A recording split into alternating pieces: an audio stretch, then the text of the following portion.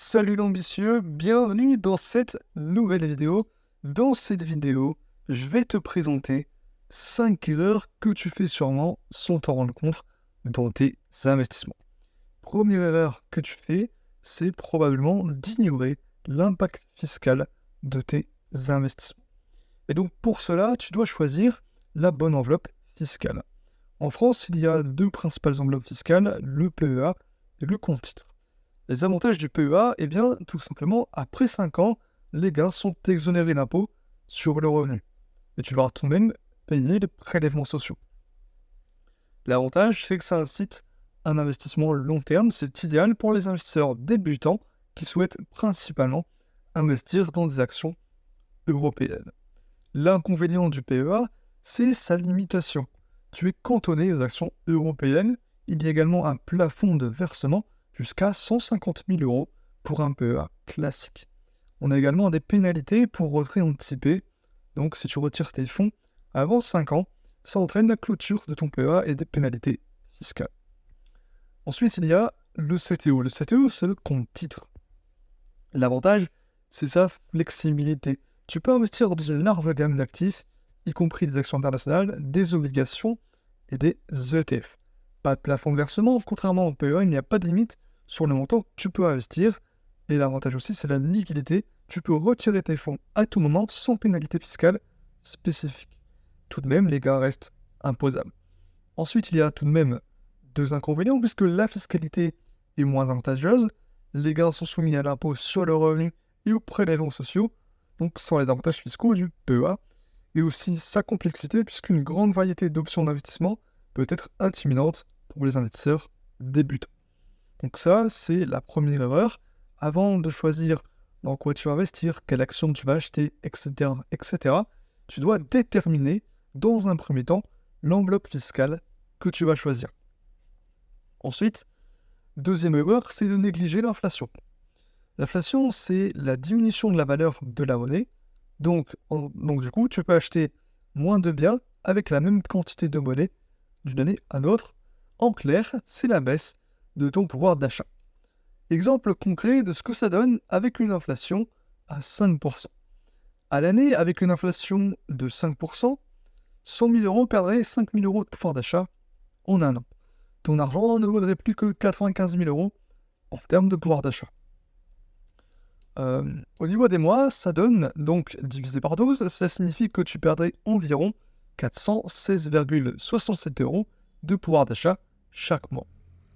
Par jour, donc on diviserait donc par 365 jours, tu perdrais environ 13,70 € de pouvoir d'achat chaque jour.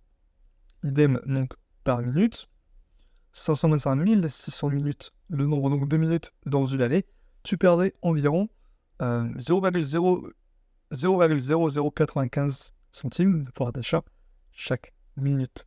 Et sur une période de 20 ans, 100 000 € seraient érodés à environ 67 000 € en termes de pouvoir d'achat, soit une perte de 33% de ton capital initial, même avec une faible inflation à 2%. Donc ça, c'est avec l'exemple donc d'une inflation à 2%.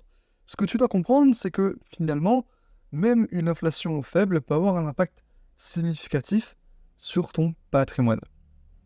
Et donc, si tu ne prends pas donc, des mesures pour au moins maintenir, voire augmenter le pouvoir d'achat de ton argent, tu perds en réalité de la valeur chaque année, chaque mois, chaque jour et même chaque minute. Donc, cet exemple, il est un peu tiré par les cheveux, tu vois, chaque mois, chaque minute, personne ne s'amuse à calculer comme ça. Mais c'est juste pour te faire comprendre que finalement, que l'inflation elle soit de 5% ou de 2%, au final, tu perds quand même de l'argent, même sans t'en rendre compte. C'est $1 et tu perds de l'argent. Et donc, il y a plusieurs choses à mettre en place pour combattre l'inflation. Tout d'abord, ça va être de choisir des actions de qualité. Ça va de soi, mais des actions de qualité, ce sont des actions que tu vas détenir le plus longtemps possible, généralement sur du long terme, donc sur 10, 20, 30 ans. Et ces actions, si on les choisit bien, en tout cas pour certaines, elles vont délivrer un dividende. D'où l'importance de finalement choisir des actions de qualité. Une des choses que tu peux faire, c'est aussi d'investir dans les matières premières pour te protéger, puisque ce sont des actifs qui résistent bien à l'inflation, qui se comportent bien en période d'inflation. Ensuite, il y a les obligations indexées sur l'inflation, là aussi, ça peut être intéressant pour se protéger.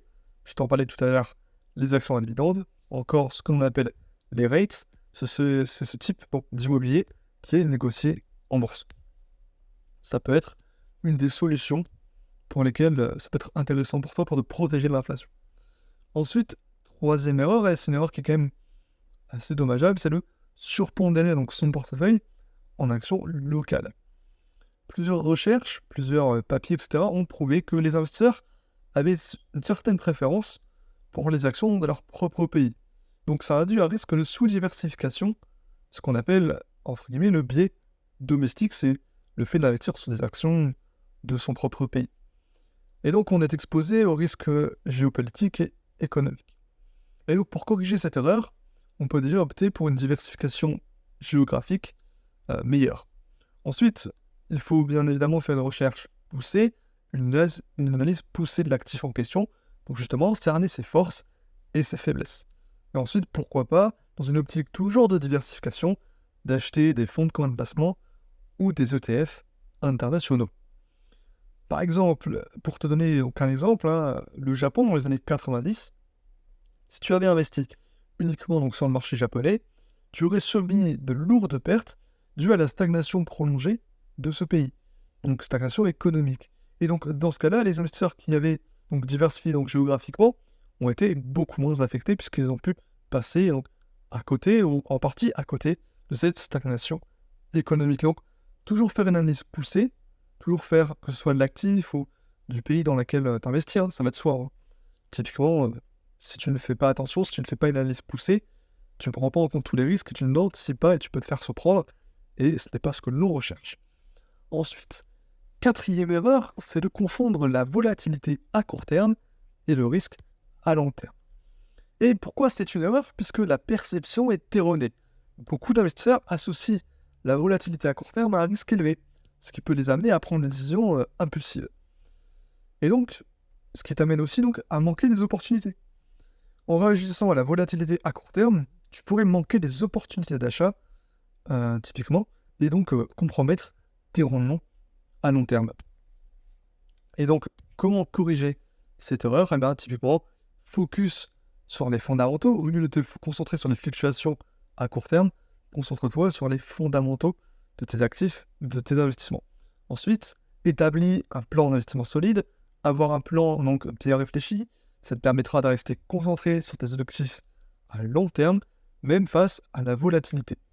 Et une des techniques qui peut être intéressante, c'est de faire ce qu'on appelle donc un DCA, Dollar Cost Averaging, intéressant donc, c'est-à-dire que tu lisses ton prix d'achat sur le long terme et tu places une certaine somme, donc tu investis une certaine somme tous les mois, une certaine somme qui est fixe, par exemple 200 € tous les mois sur tel ou tel actif. Ça te permet de lisser ton prix, de te détacher émotionnellement donc de l'acte d'achat, de ton investissement, et donc de filtrer entre guillemets le bruit. Une méthode qui peut être intéressante pour les débutants notamment. Ensuite, cinquième erreur, c'est d'ignorer des corrélations entre les actifs.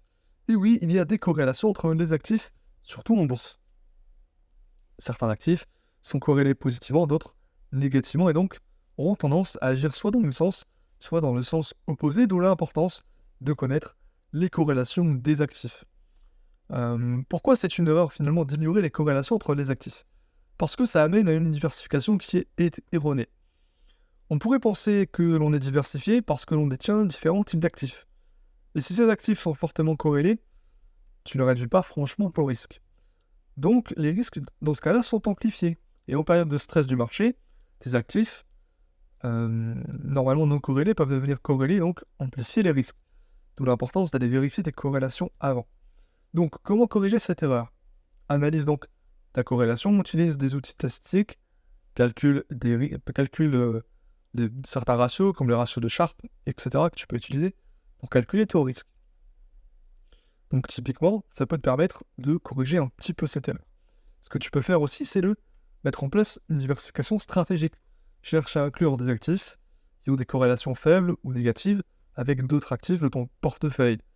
Et mets en place également un rééquilibrage pour maintenir le niveau de corrélation que tu souhaites. Ce sont des conseils que tu peux appliquer pour justement investir plus judicieusement. J'espère que cette vidéo t'a plu, j'espère que tu as pris des notes. Et également, si tu le souhaites, si tu as envie de parler de tes investissements, si tu as des questions auxquelles tu aimerais avoir une réponse précise, je t'invite à réserver ton appel stratégique. Le lien est dans la description. Cet appel est gratuit. Tu aurais vraiment tort de ne pas en profiter. Sur ce, messieurs, je te laisse là-dessus. Je te dis à bientôt pour une prochaine vidéo.